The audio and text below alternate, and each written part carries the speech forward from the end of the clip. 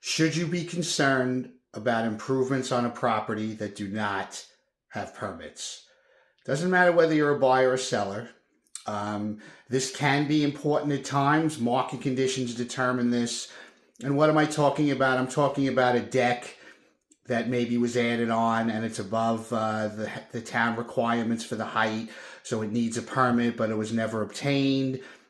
Maybe a finished basement. Sometimes it's an addition to the house. Yeah, it could be that strong, that much.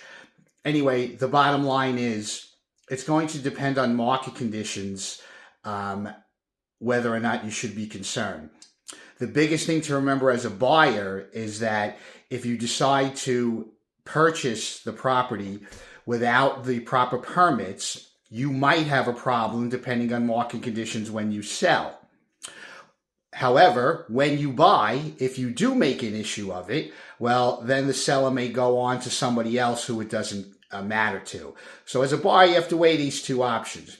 As a seller, you already bought the property or you already improved it as you did. Now, when you sell, yeah, sometimes things can be held up, not just by the bank, but also the lawyer involved may decide to tell their client not to buy the property unless the proper permits are extended. So I know it's a little complicated what I just explained, but think about all that. I can tell you this from experience. Decks, they're towards the lighter end of the spectrum depending upon the size. Additions to a home, that's pretty big. An extension I'm talking about. That almost definitely. Not every case, though, will need a permit or the buyer would want one. In between things, a finished garage, a finished basement, if heat's been added, yeah, those are things that, they're in the middle. Again, it's going to depend on market conditions. It's going